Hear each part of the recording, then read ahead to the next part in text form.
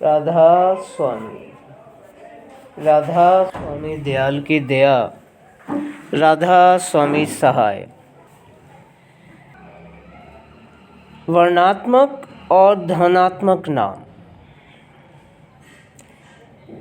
वर्णात्मक के बिना धुन प्राप्त नहीं होती और धुन के बिना गति प्राप्त नहीं होती। सो नाम निर्णय करूं भाई। छठे चक्र पर जहाँ की सूरत की बैठक है, यदि वहाँ पर नाम के सूक्ष्म रूप को सुना जाए, सूक्ष्म रूप, स्थूल रूप तो वर्णात्मक हुआ और नाम का सूक्ष्म रूप हुआ धुन, यानी नाम की धुन, तो मालिक के साथ एक संबंध स्थापित हो सकता है, क्योंकि यह नाम की धुन मालिक कुल राधा स्वामी दयाल के चरणों से जारी हुई है और हर घट के भीतर गाज रही है। ये एक सिलसिला मालिक के साथ सूरत का बंध जाता है, जैसा कि हम अभ्यास में करते हैं। इसके सिवा और कोई तरीका कुल मालिक से जुड़ने का नहीं है। नाम का यही सूक्ष्म रूप ध्वनात्मक कहलाता है।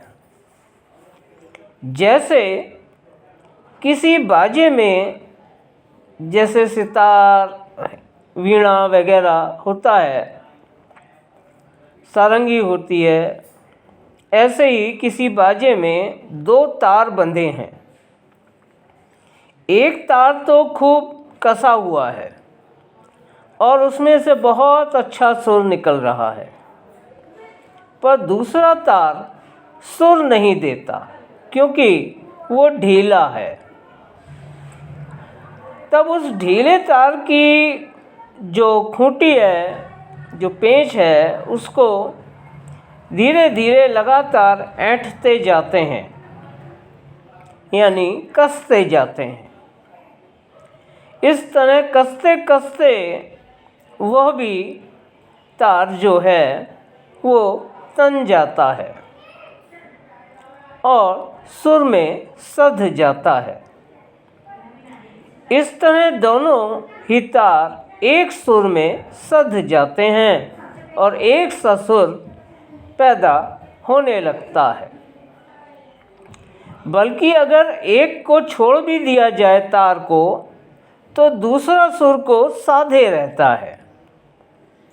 इसी तरह से एक सूरत की धार है जो मालिक की अंश है और जिसमें ऊपर खींचने की प्रवृत्ति स्वाभाविक रूप से पाई जाती है, और दूसरी राधा स्वामी नाम की शब्द धुन धार है।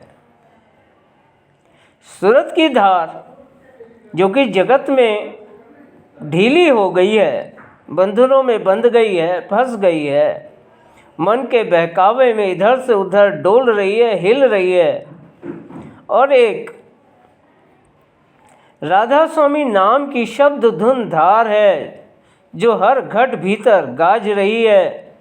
वही अंतर में और ऊपरी मंडलों में खींचने वाली और मालिक कुल राधा स्वामी दयाल तक पहुंचाने वाली धार है।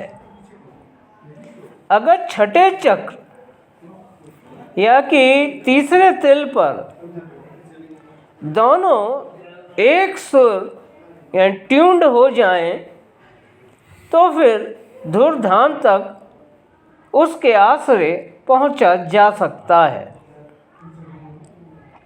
पर अगर किसी और ही धुन को सुना जाए, जैसे कि अक्सर अभ्यासी नाद को धुन या शब्द समझकर भटक जाते हैं, तो वह धुर पद तक नहीं पहुंचा सकते।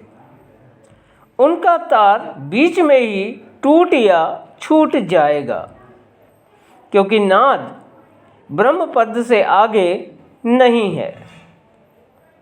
राधा स्वामी नाम को बोलकर या मन ही मन में वर्णात्मक सुमिरन करने से धीरे धीरे सुर में जो तने यानी तार हैं उनकी तान ऊपर को खिंचाव वाली सामर्थ्य धार से संपर्क तो हो जाता है, पर बहुत कम। यानी अगर बोल के राधा स्वामी नाम लिया या मानसिक जाप किया, यह वर्णात्मक ही है, तो ऊपर की ओर खिंचाव वाली जो समर्थ धार अंतर में धुन गाज रही है वो सुनाई तो देगी, बहुत धीमी और कभी कभी। इस तरह वर्णात्मक सुमिरन से हम उस धार के सुर को बहुत झीना या कुछ हद तक सुन तो सकते हैं, पर अंतर में खिंचाव नहीं हो सकता। यही वर्णात्मक और ध्वनात्मक नाम का भेद है। संतों ने वचनों पर जोर दिया है। विधि पूर्वक सुमरन जिसका आधार है, तो विधि पूर्वक सुमरन पर ही जोर दिया गया है। तो उचित विधि से किया गया सुमरन यही हमें ध्वनात्मक नाम से परिचित करवा सकता है और जोड़ सकता है। साथ ही हमारे टूटे हुए जन्म जन्मांतरों के तारों को और जो ढीले पड़ चुके हैं और जगत में लहरा रहे हैं, उनको कस के मालिक से जोड़ सकता है। पर विधि तो अपने वक्त के सद्गुरु से ही मिल सकती है। सो दया करो दाता मेरे, चित चरणन लागे, और सतगुरु स्वामी सदा सहाय। सप्रेम राधा स्वामी, राधा स्वामी, राधा स्वामी।